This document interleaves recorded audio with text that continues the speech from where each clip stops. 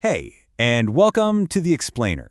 Today, we're getting into something that I think a lot of us have felt, but maybe didn't have the words for. We're talking about those really complicated, sometimes confusing emotional currents that run through our relationships. So, let me just ask you this straight up. Think about it. When people come to you with their problems, how do you feel afterward? Do you feel closer to them, more connected, or do you just feel used? Your answer to that question is really at the heart of everything we're going to untangle today. You see, that feeling of being used, it actually has a name, and it's a burden that is so common, mainly because we just don't have the language to pinpoint what's actually going on.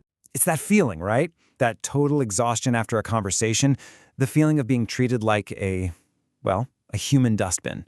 It's a powerful image. You know, psychotherapists say their clients bring this up all the time, this struggle to figure out if they're being a good friend or if they're being emotionally exploited. It's way more than just listening. It feels like someone has literally dropped their heavy emotional baggage on you and just walked away. Okay, so let's draw that line right now, because understanding the difference between genuine, healthy sharing and this kind of toxic dumping, that is absolutely the key to protecting our own energy and our own well-being. So first up, let's talk about what's healthy. Emotional sharing. This is when a person can actually hold their own feelings, even the really tough ones. They describe what they're going through because they want to feel seen. They want to connect. But, and this is the most important part, they keep the emotional load for themselves. The whole point is connection. Emotional dumping, on the other hand, is coming from a completely different place. It's what happens when someone literally cannot bear their own feelings. And so, instead of dealing with them, they just project them onto you. The source material we're looking at even calls this a form of psychological violence. It's an attempt to force you to carry an emotional weight that they find unbearable. Let's just put these side by side, because the difference is stark. With sharing, responsibility stays with the person sharing. The whole point is to connect. And the result? Mutual understanding. But with dumping, everything flips. The responsibility gets transferred to you. The dumper's only goal is to get rid of their own discomfort, which leads to you feeling exploited. It's the difference between someone seeing you as a whole person versus just seeing you as a tool. And look, this isn't just some random idea I'm throwing out.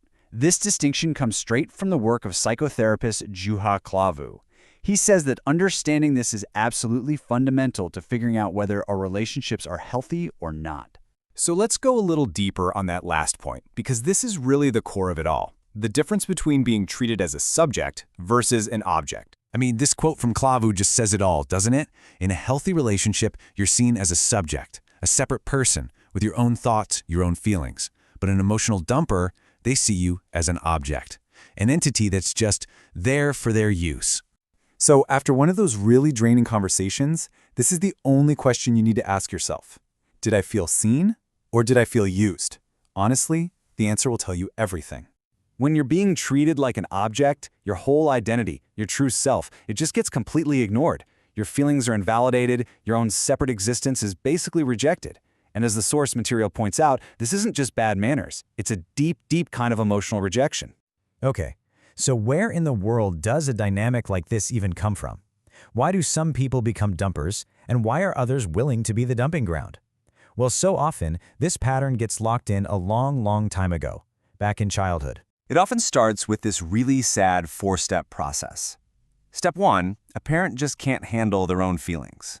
Step 2, they dump those feelings onto their child. Step 3, the child, wanting to be good and wanting to help, becomes a little container for all that emotion.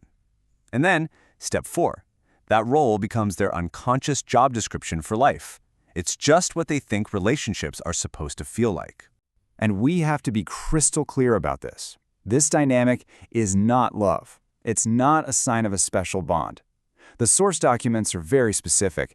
This pattern is a root cause of what we now call relational trauma. So the source material goes on to explain that if this happened to you as a kid, you often, completely unconsciously, seek out the same kind of relationships as an adult. Why? Because it feels familiar. It feels normal. It reinforces that old, painful identity that your only real value is to be a functional object for somebody else. All right, we've seen what this is, we've seen where it comes from. So what? Why is it so important to recognize this pattern in our lives right now? Because that childhood pattern, it doesn't just go away. It leaves behind this awful unconscious legacy, a deep-seated, constant feeling of worthlessness, shame, and guilt that can poison pretty much every part of your adult life. But here's the hopeful part, and it's a big one. You can't change a pattern you can't see.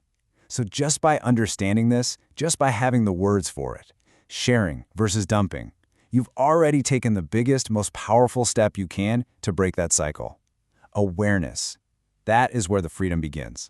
So I'm going to leave you with this question. Now that you have this clarity, what are you going to start noticing in your own life, in your conversations this week, in your relationships?